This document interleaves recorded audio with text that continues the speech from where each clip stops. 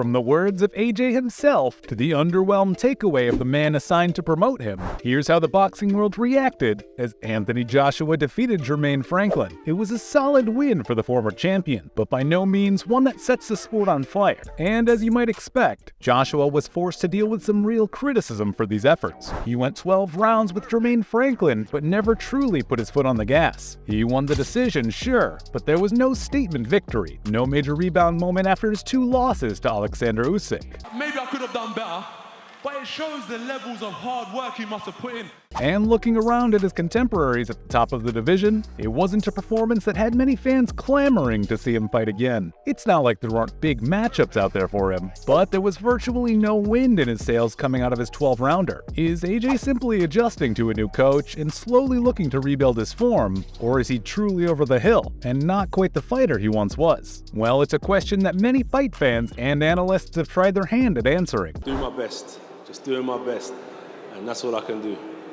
So what did Joshua himself think? Well, we all know how prone AJ is to post-fight drama. Remember that messy scene after he lost to Usyk? But in this case, he was pretty honest. In his eyes, he couldn't help but be disappointed with his performance and how he failed to get the knockout. Because if he had, the tone of his victory would have, no doubt, changed. But here we are, once again feeling underwhelmed by the Anthony Joshua performance. But how much of this should his opponent be blamed for? Well, Jermaine Franklin was also pretty disappointed with his performance. And in truth, it was pretty flat showing. He just couldn't get his game going, and it definitely contributed to the fight being a bit of a dud. Franklin, in his own words, got frustrated early. From there, fighting his way back into the contest became increasingly difficult. He had his chance, and if he had to guess, he's not likely to get another one. Kind of lost my cool, was getting frustrated a lot, and once I got frustrated, it kind of just took away from the game plan. But while we're on the subject of past opponents of Joshua's, Dillian Whyte is a name that is thrown around quite a bit when it comes to his next pairing. Whyte believes that AJ has very clearly lost his edge, that he's a far cry from the dangerous heavyweight finisher who initially made his way up the divisional ranks. That is the Joshua who managed to beat him back in the day, and according to Dillian, he doesn't see the same fighter anymore. Losses like the one he sustained to Andy Ruiz and Alexander Usyk are enough to knock a great fighter down a few pegs. You're always tense, bro. Moving mad. Take it easy, man.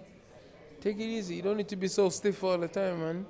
And if you ask Dillian Whyte, that's exactly what happened to Joshua. He just never recovered from those embarrassing defeats, never found a way to adapt to the realization that he could be hit, that he can be hurt. And it's a sentiment that a lot of fighters and analysts share. When it comes to Anthony Joshua, the mood is usually one of disappointment when his name is brought up. Like he just isn't managing his career as well as he should. One man who has never truly been on board with the AJ bandwagon is the great coach and analyst Teddy Atlas. In his eyes, Joshua has always been overrated, and the world of boxing is only now starting to realize it. Maybe we expect too much, but the fans, you can overrate them because you're fans. Teddy just doesn't see his resume as worthy of the type of praise that guys like Joshua can be held to such high regard despite being overestimated due to their ability to fill arenas. Atlas is certainly no stranger to kicking a fighter when he's down, but it's hard to disagree with his point. Joshua hasn't fulfilled his potential, and in recent times, he has looked a shade older than his former self. But moving on to something kind of unrelated from the fight night, when Conor Benn was approached by journalist Garrett A. Davies for comment about the fight he had just witnessed between AJ and Franklin,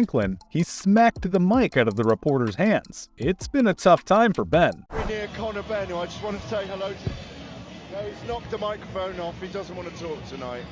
I'm afraid. Doesn't want to do anything tonight.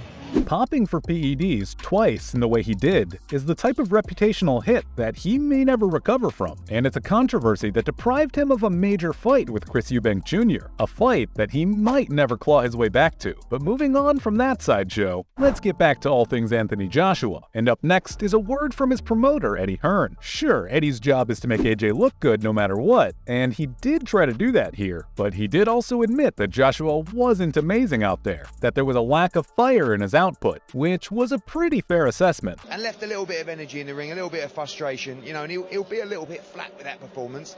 but it's his first fight under Derek James. It's 12 solid rounds. He won the fight comfortably. However, his reasoning was certainly interesting. After going through 3 different coaches for 3 different fights, it's only natural that AJ would need some time to adapt. And his hesitant and overly safe performance against Franklin showed the signs of a fighter in transition. But what was the major issue with Joshua's win? Well, it was just a bit safe, a bit flat. And for a fighter who really needed to capture the public's imagination again, his jab-heavy, cautious approach to keeping the hard-nosed Franklin off of him, it came across as a little dull. And Anthony Joshua is a prime-time blockbuster fighter. Most people in the boxing world believe that a fighter like him should be doing everything in his power to blast the doors off his opponent, especially coming off of a pair of losses. And it has been a problem with Joshua in the past. He sometimes just doesn't look like the same guy anymore. Like that loss to Andy Ruiz really did take some of that fire out of him. But a win is a win. And it does put AJ in an interesting position within the heavyweight mix. I would 100% be honored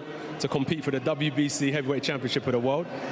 I stand here and I say that proudly. That would be an honor. So as far as what's next for Joshua, there's always going to be calls for a big-name opponent. But if history has taught us anything, it's that we should be realistic about matching up with a guy like Joshua. According to AJ himself, he's not too excited about the idea of finally taking on Tyson Fury, because in his mind, Fury's drawn-out negotiation tactics are just part of his approach. Wherever you are, if you're listening, you know my management, you know my promoter. We've had dialect before, so let's continue this and hopefully we can get this on sooner than later. And given that he isn't interested in doing the whole back and forth with Tyson, Joshua seems to think that his interests would be better served elsewhere, at least for now. But it's not like he's without options. Many heavyweights have thrown their name into the hat, including the top-ranked Otto Wallen, who once gave Tyson Fury a far tougher fight than anyone expected he would. So where does that leave us? Well, if there are clues to be taken from his inner circle, Eddie Hearn is always going to be in the best position to give us an insight. And while we would like to see bigger names, Hearn seems to suggest that he would like to see AJ take another fight alongside his coach, Derek James, so he can really hammer home the improvements in his game. According to Hearn, this makes a fight with Dillian Whyte seem perfect in his eyes. It's 2 great heavyweight fights. I mean, both very different, obviously.